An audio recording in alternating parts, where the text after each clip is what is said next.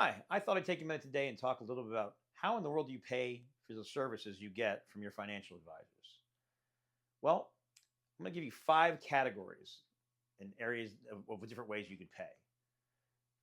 Pay a one time price every time you meet with your advisor, you pay them a fee. Two, pay an annual fee that's built in that you're paying every year based on the value of your account. Three, good old fashioned commission account. Just pay for the product when you buy it. Four, commissions are built into the product. You never see it, but they're built into the product itself. Five, hybrids. That would be a combination of a commission and being built into the product. And five would be products with absolutely no fee at all. Let me just touch on these a little bit on each one of these. Pay for a consultation.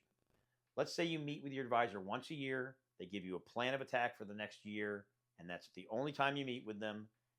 They would charge you a one-time fee. Typically between $2,500 and $3,000 would be a reasonable expectation for that. Two, paying a fee on your investments. This is where the advisor is taking on a fiduciary responsibility. They're taking on a role where they're actually trading the account for you and much more hands-on. You can call them anytime you want, and they're not going to charge you another fee. It's just going to be built into that one-time fee. Typically in the industry, we see between 1 and 1.25% is that fee. Now keep in mind, on top of that 1 to 1.25%, the brokerage firm may also charge a quarter point, as well as the investments themselves inside of the account may also have a fee. So for example, if you're using private money managers, that fee might be, say, 0.75. So if you add that all up, you're at about 2% to have that account managed for you on an annual basis. Four, built-in costs. Built-in costs. This would be example of this would be mutual funds. You don't open up your account statement and see, oh, I paid this much for your mutual fund. But believe it or not, and trust me, there's a fee inside of that mutual fund. These fees can vary dramatically. Fixed income type mutual funds tend to be much lower. Blue chip growth are kind of in the middle of the road. And then you get your more like tech funds or aggressive funds might be quite a bit more expensive. But just as an example, I want to make sure you understand the difference between A shares and C shares when you buy these funds. So as a fund I looked up today, their C share cost was 1.25% a year. Their A share cost was 0.56%. But you had to pay 5.75% upfront out of your pocket to buy that A share. So in this case, the C share is much cheaper up front, but over time is more expensive than the A share.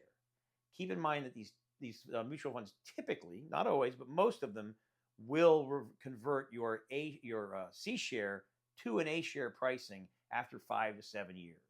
So you'll ultimately end up in the same place, basically. Fourth would be hybrid. A hybrid would be an example of something like the mutual fund, where it has an internal cost, but also a commission cost. So exchange traded funds would be a good example of this. You'll pay your financial advisor a commission to buy it for you. You'll pay a commission to sell it, but there'll also be an internal cost. Now, the internal costs on these tend to be much lower, more like, say, on an S&P index fund, you might pay a quarter of a point.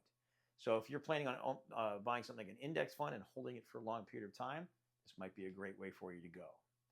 And then fifth, products with no cost at all. These are usually contractual products.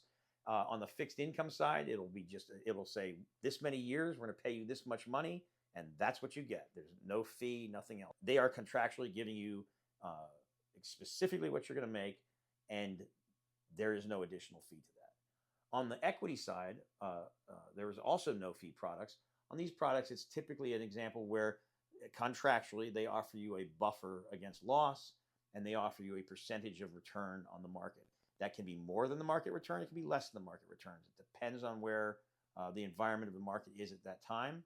As I'm making this video right now, you can actually get about 110% of the return of the S&P 500 on the upside with a 10% buffer on the downside, and there is no fee for these products.